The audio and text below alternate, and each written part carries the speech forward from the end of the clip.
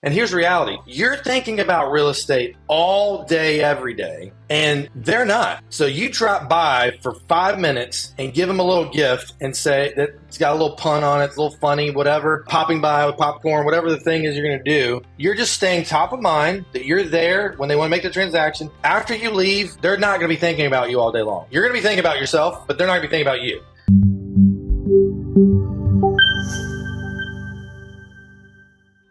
Hey everyone, welcome back to Grounds for Success, where we give agents the tools to become their neighborhood expert. And today I'm actually extremely excited to introduce to you Ryan Adams, who we've kind of run in the same circles for a while, but never really met each other one-on-one. So I'm excited to hear the advice and the tips and things that he has for agents. He's been licensed about 7 years and he runs a team of 6 agents. They do about 60 million in production. And he's also been a Tom Ferry coach for the last 3 years. So I know he has some great knowledge to hand off to us. So Ryan, without further ado, say hi to everyone. How you doing? Thanks for letting me be a part of this, and thanks for making the invitation. Glad to be here.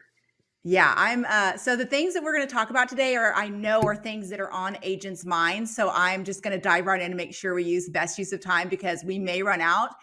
It's going to be one of those calls. I already know. Sure. So first thing I want to ask you about is with geo-farming. I know that you have success with that. I know you talk to agents about that. And I know a lot of agents are always looking to add additional lead sources for the next year. I mean, we're coming up at the beginning of 2025 where people are reassessing their businesses. So what is some of the advice, do's and don'ts, and mistakes and things that you see agents make when they do want to add geo-farming into their business as a lead source? And more importantly, what is geo-farming? Yes, there's a lot in that. And I would say I've probably made more mistakes than I've had successes, as far as overall of what I've tried. I mean, now I'm at a spot where, like, when people come in and I show them kind of what we're doing from a farming perspective, they're like, man, let me just copy and do what you do and it'll work. And unfortunately, it doesn't really work out that way. I mean, again, going to your question, what is geo-farming? I mean, it's really,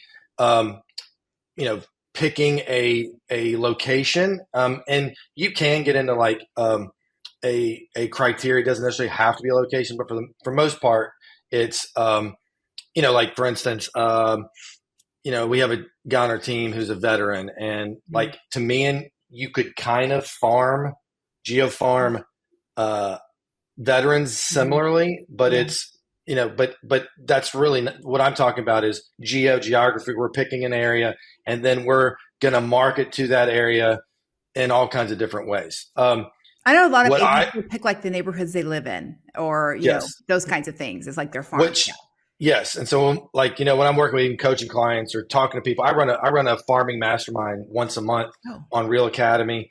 And I bring in all kinds of people and we talk about different ideas and concepts, but most people that come in, they're like, hey, I want to start a farm. Everybody typically thinks of one actionable marketing item that everyone thinks that's what farming is, and they think that's what they're going to go do. What do you think that is? I mean, you probably know the answer. Postcards, right? Yes, that's what everybody thinks. So, however, that's when I started farming, that's what I started with. But if I was to go back and do it today and start, I would definitely not start with postcards, mainly because of the. Did you hear that? He said if he had to go back and start it today, he would not have used postcards as his first way to geo-farm. Yes. Yeah, and I do postcards now, but I would not have, and that was really what I think most agents see that, and I think the reason that it's attractive, even though it's cost the amount of money that it costs, it's attractive because people. Yes, no, he's not getting any cheaper. Yeah. Everyone, I feel like and not everyone in this industry, but a lot of the people in this industry are always constantly figuring out how can I do the least amount of work to get the most amount of money. And people think, I'm going to have this magical postcard that has this amazing image on it that's going to make everyone call me. And I've done the best postcards you could ever do that people have had great results with, and I've had no one call me before. So it's not just that. Going back to it, so kind of the history of where it was at. And I did a case study for Tom, and he shared it at Summit. I think it was 2 years ago when they did it kind of like, 10 case studies, basically like, hey, here's exactly everything you do. Here's how it worked, whatever. So a lot of people ask, like, reach out for because of that case study, and again, my answer is like it really depends on the area. You can do a farm where you live at. It's easier because you're going to be in it more often, probably, but you don't have to do it. And I know lots of agents that have a farm and they don't live in that area. Yeah. And the reality is, for the most part, when I get business from even the farm that I'm in, and I live in the farm that I'm in, but when I get business from that, I don't really have anyone ask me, do you live in this area? I know a lot about it. I could live somewhere else, but as long as I know a lot about it and I'm the agent that's delivering that value for that area, then that's not really a question that comes up. I think if I didn't live there, people probably assume I did just because how much I know about it.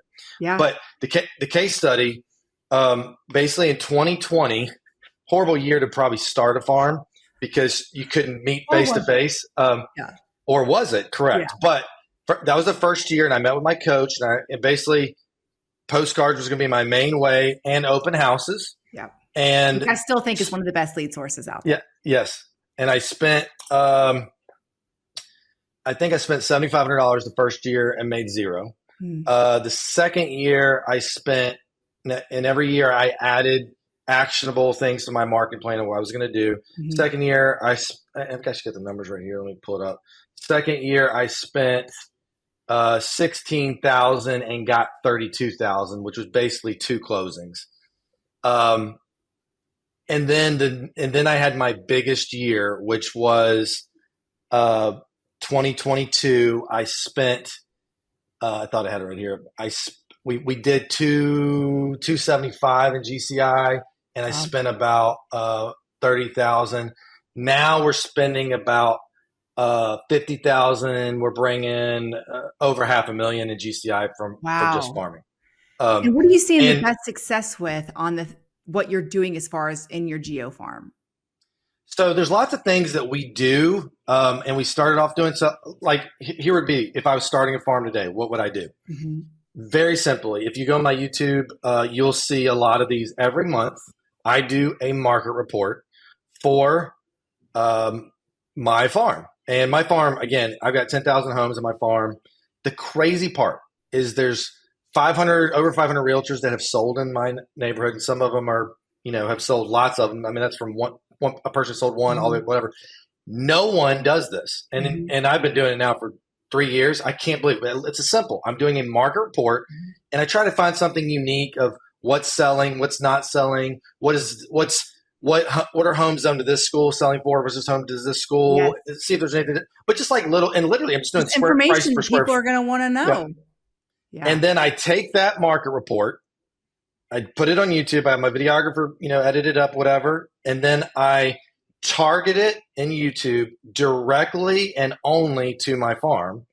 And I can get for $150 a month, I can get 10,000 views specifically from people on my farm looking at that every single month. And then I'll go in the Facebook groups and put that. That would be where I would start today. Yeah. And it's basically, besides the editing, it's free. But what does that do is it shows that you are the expert. And I can't tell you how many times I've gone on a listing appointment with someone who goes, we watched your video and you said something about price per square foot at this price point. What do you think? They're referencing it as a source of education, and do you use YouTube? Do you use YouTube because it's obviously the second biggest search, because it's tied to Google? Is that, because I've been trying to get into YouTube and I always say I'm trying, but it's just because I just am not consistent in it. But is that why you chose YouTube? Is just because the grasp, the reach of people that you could get from YouTube?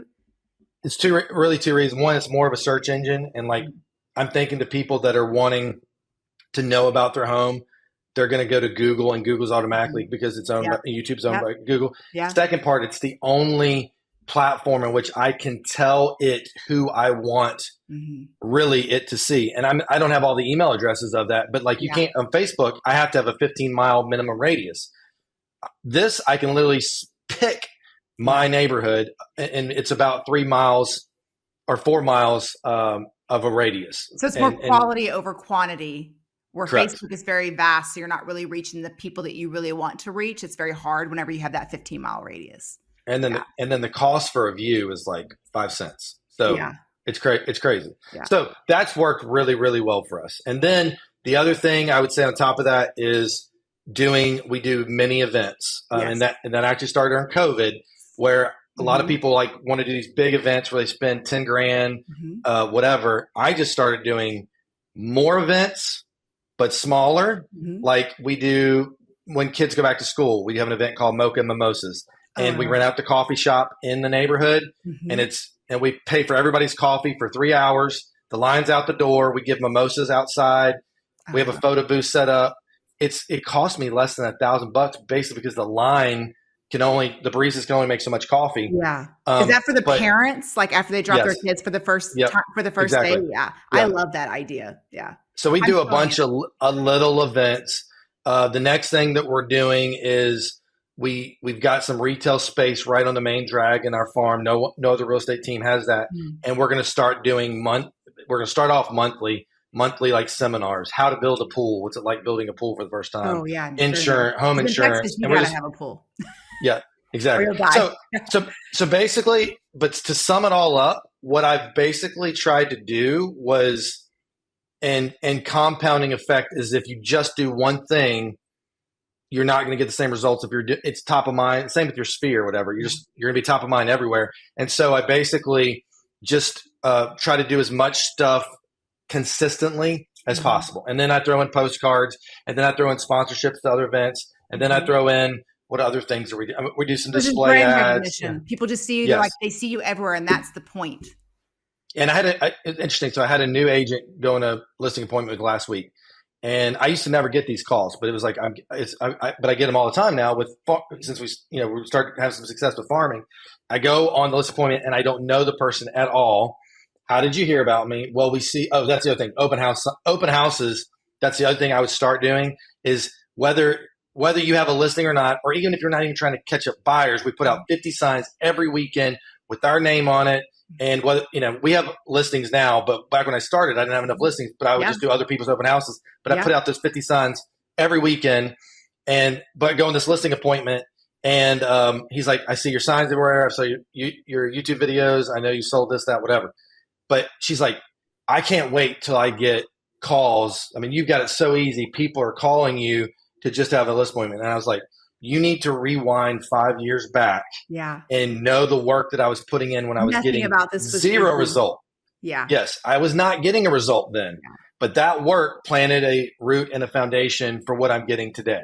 But Because you you're have to start consistent. doing that. Yes. And that's the thing, is like that's we preach consistency. People think that it's so like it's not the little things. What they don't realize is it's 100% the little things that you're doing, and it's doing those really well and doing them consistently. That's what moves the needle in your business. It's not that, and you and I both know that agents will spend a ton of money to make their business run without them, make it easier to get leads. They'll pay so much money for all these big lead systems and sources. And by the end of the year, they're like, I haven't sold any more houses. I'm out all this money. And it's like, you're doing it all wrong. And just to give you like a math, we used to do Zillow as a team. Okay. We were spending close to $100,000 a year on Zillow, and by the time the agents on the team got their split and what was left after our spend, I mean, we were making like $20K a year, like off of Zillow. Now agents got deals and whatever, and it helped whatever. But I mean, I'm spending $50,000 yeah, to get $500,000 in farming. It's a no brainer, but it takes a long time. That's why we ended up dropping Zillow, because I'm like, this for us, it doesn't make sense. I mean, we don't have Flex as an option, but yeah. So you've said some things a couple of times, and I think it's really important to note is like he knows his numbers because he tracks and measures everything. And I think that's another thing that agents don't do enough of is like, okay, I'm going to spend this money to do this with this lead source or whatever it is. They're not tracking how much money it's costing them to do that and what their ROI is. So they'll do it for a very long time, not even understanding that it's actually not even a good lead source. And I love that you have your numbers down because you know how much it's costing you for this lead source, what your ROI is. Like, I love that because I think that more agents need to have that mindset in their business. Yeah. And I mean, I'm naturally not like, I don't enjoy tracking. It's not something I enjoy looking at the information after it's been tracked, but I don't enjoy the tracking process. Yeah. But I have learned year after year. That's why we invest in Sisu so much. That's I don't know if you're familiar with Sisu, but it is. We track appointments met, appointments set. I know what my conversion rate is for geo-farm listings. I can look it up right now and tell you exactly what it is. I know how many appointments my goal is from farming. I know how many appointments my SOI is, because I've learned if I get X amount of appointments, I'm going to get this. And Yes. if I can get, and for me, that's the motivator to do the appointments, even when the ones maybe you don't win or whatever, is like, I know I do X amount, I'm going to get this So financial that's the reward. only KPI I track is appointments, because I know from Sure. the 100 listing appointment challenge 6 years ago with Tom Ferry that I knew that, wait a second, the more appointments I go on, the more contracts I sign. So I know for me, my magic number is 25 Yep. appointments a month. It keeps 10 to 15 pending transactions at all times. And that's where I feel comfortable.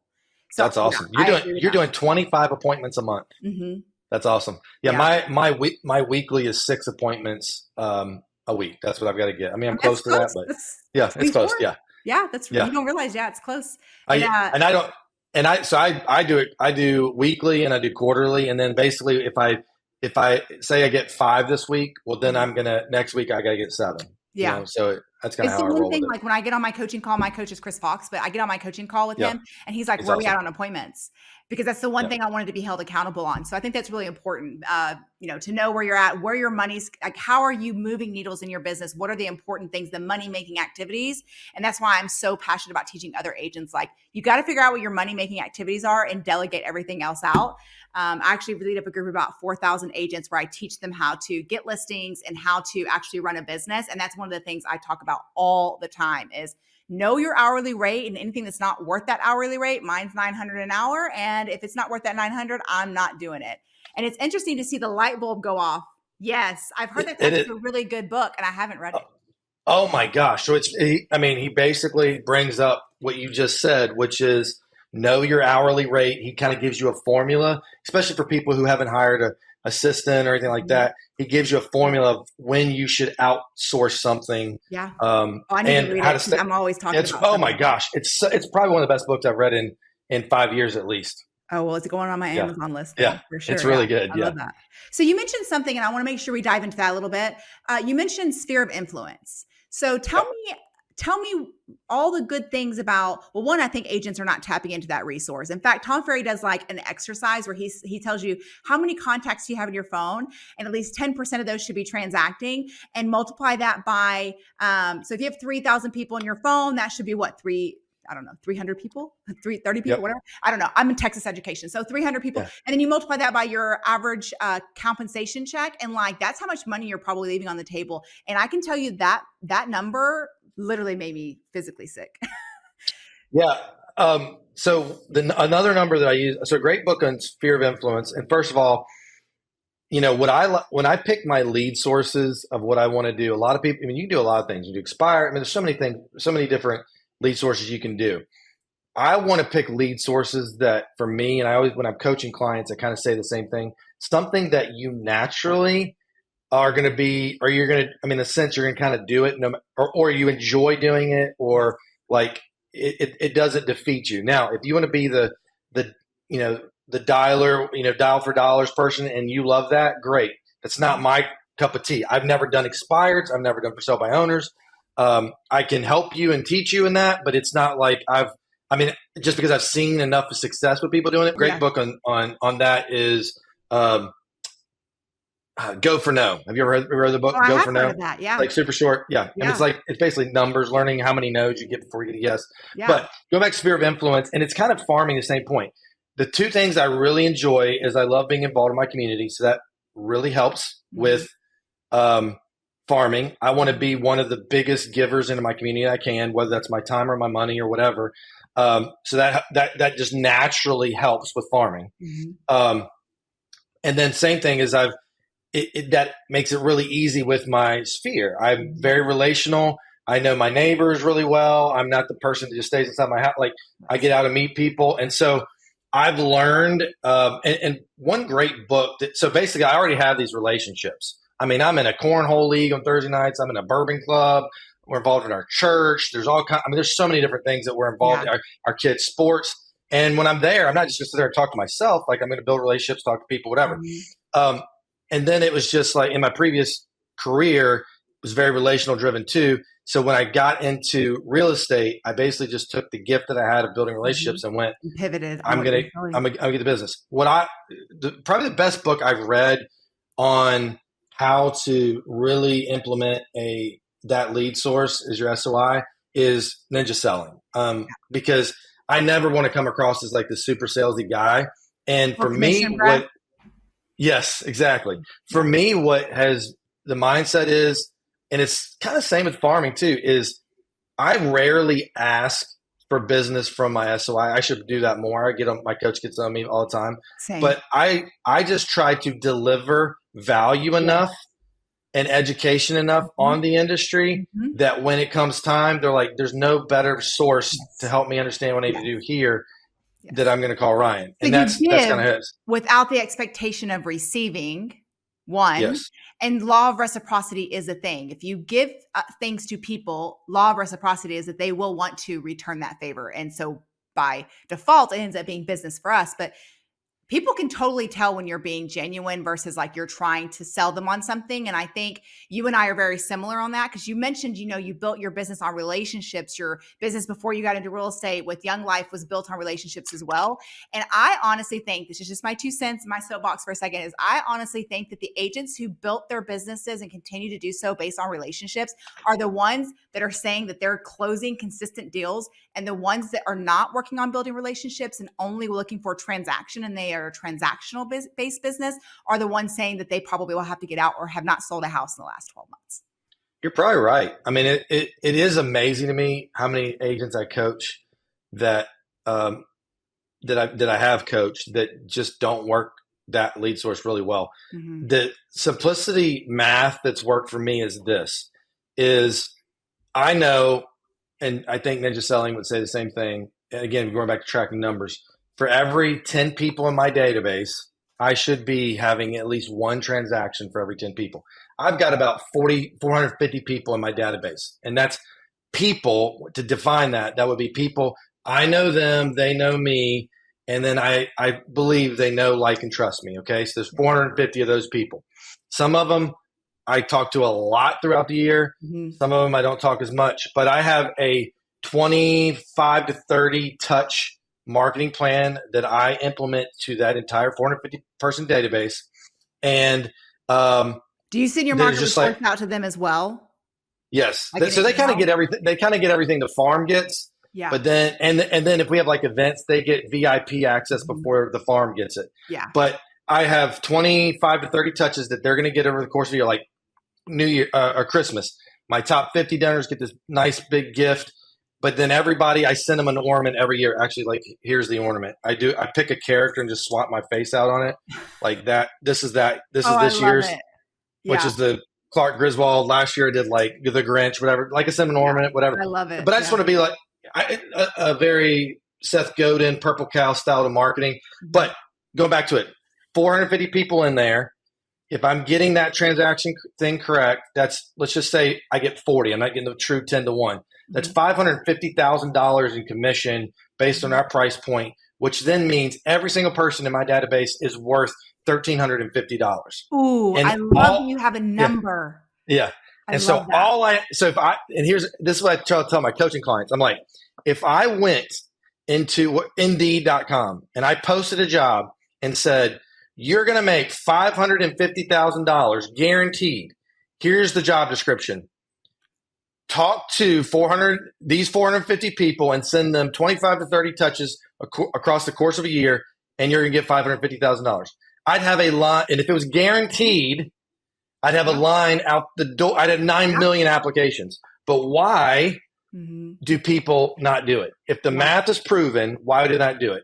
And I battle that. I don't understand it. I think sometimes it's like fear. Does that really work? Or how much does it really cost? Yes, but there's so many people in this industry, and there's something about it too with fear that people are scared that they're going to like it's easier for them to call a cold call or an expired than it is to call someone they know. But again, I think that's who is this I was talking to? It was someone on my team.